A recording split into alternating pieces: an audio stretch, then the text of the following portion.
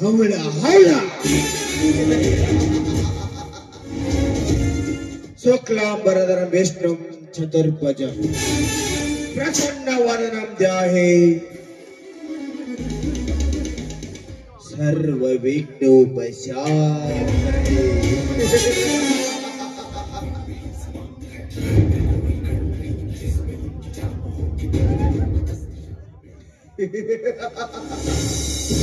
ಇದೇನ್ರಪ್ಪ ಬಂದಗಳ ಕೈಯಾಗ ಸಿಗರೇಟ್ ಹಿಡ್ದಾನು, ಬಾಯಾಗಾದ್ರ ಶ್ಲೋಕ ಹೇಳಾಕತ್ತಾನು. ಇವ ಯಾವ ಊರ ಪೂಜಾರಿ ಅಂತ ಮಾಡಿರಣ?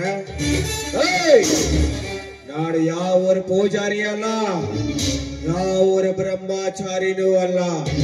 ಸಂಭೋಗದ ಸಂಘರ್ಷಣೆ ಹುಟ್ಟಿದ ಈ ಊರ ಶ್ರೀಮಂತ ದೇಸಾಯಿ, ಅವರ ಮಗ ದೇಸಾಯಿ, ರಘುವೀರ ದೇಸಾಯಿ. ಹಿಂದಿ ಒಳಗ 420 ಅಂತಾರ, ಇಂಗ್ಲಿಷ್ ಒಳಗ 420 ಅಂತಾರ. ಹಂಗ ಕನ್ನಡದಾಗ ಕೆಟ್ಟ ಸುಮಾರು ನನ್ನ ಮಗ ಅಂತಾರ. ದೊಡ್ಡ ಈ ಜಗತ್ತಿನಲ್ಲಿ ಬದುಕಿದೆಯಾದ್ರೆ ದೊಡ್ಡ ದೊಡ್ಡ ದೊಡ್ಡ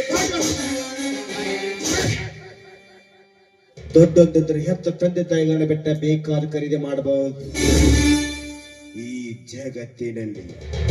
ಹಾಗಂತ ತಿಳಿದಿರೋನು ನಾನು, ಹಾಗೆ ಬಾಳೆ ಮಾಡ್ತಿರೋನು ನಾನು. ದೊಡ್ಡ ನನಗೆ ಯಾವುದೇ ರೂಪದಲ್ಲಾದರೂ ಬರಲಿ, ಯಾರ ಆಸ್ತಿಯಲ್ಲಾದರೂ ಬರಲಿ, ಬಟ್ ನನಗೆ ಬೇಕಾಗಿರುವುದು ದೊಡ್ಡ. ನಾವು ಸಿಗರೇಟ್ ಬ್ಯಾಟ್ರಿ ಕಟ್ತೇವೆ, ನೀವು ಸೇರ್ತೀರಾ. ಇಲ್ಲಿ ನಾ ಶ್ರೀಮಂತ ಆಗ್ತೇನೆ, ನಾನು ಗುಟಕ ಬ್ಯಾಟ್ರಿ ಕಟ್ತೇನೆ, ನೀವು ತಿಂತೀರಾ. ನಾ ಶ್ರೀಮಂತ ಆಗ್ತೇನೆ. ನಾವು ಹಾದಿ ಬೀದಿಗೊತ್ತ ಬಾರ್ ಓಪನ್ ಮಾಡ್ತೇವೆ, ನೀವು ನಿಮ್ಮ ಹೆಂಡ್ರ ಮಕ್ಕಳ ಬಂದು ಬೆಟ್ಟ ಕೂಡಿತೀರಾ. ಶ್ರೀಮಂತ ನೀವಲ್ಲ, ನಾನಾಗ್ತೇನೆ. ಆದ್ರ ರೈತ ಬೆಳೆ ಅಣ್ಣನ ಇಡೀ ಜಗತ್ತೇ ತಿಂತೈತೆ, ಆದ್ರೂ ರೈತ ಶ್ರೀಮಂತ ಆಗಲ್ಲ. ಯಾಕ? ಇದನ್ನ ಯಾರ್ಯಾರ ವಿಚಾರ ಮಾಡಿರಣ? ಮಾಡಂಗಿಲ್ಲ. ಮಾಡಾಕೋ ನಮ್ಮಂತಾರ ಬಿಡಂಗಿಲ್ಲ.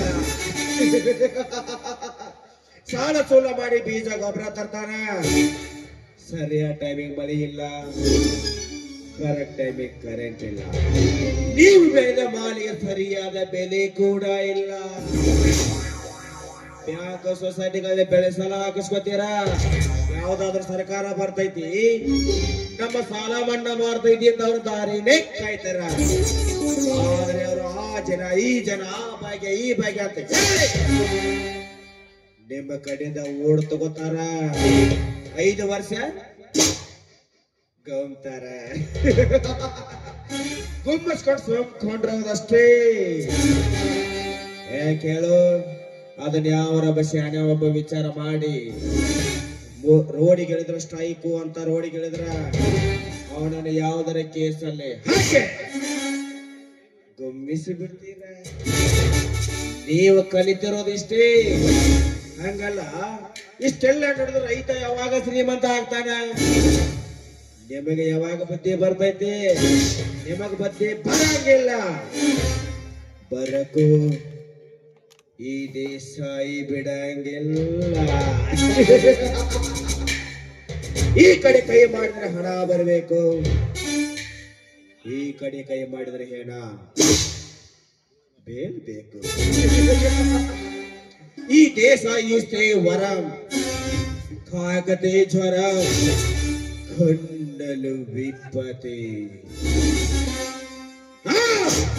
ಖಂಡಲು ವಿಪತೆ ಪ್ರಳಯ. ಇದೆ ಈ ದೇಸಾಯಿಯ ಮೂಲ ತತ್ವ ಸಿದ್ಧಾಂತ.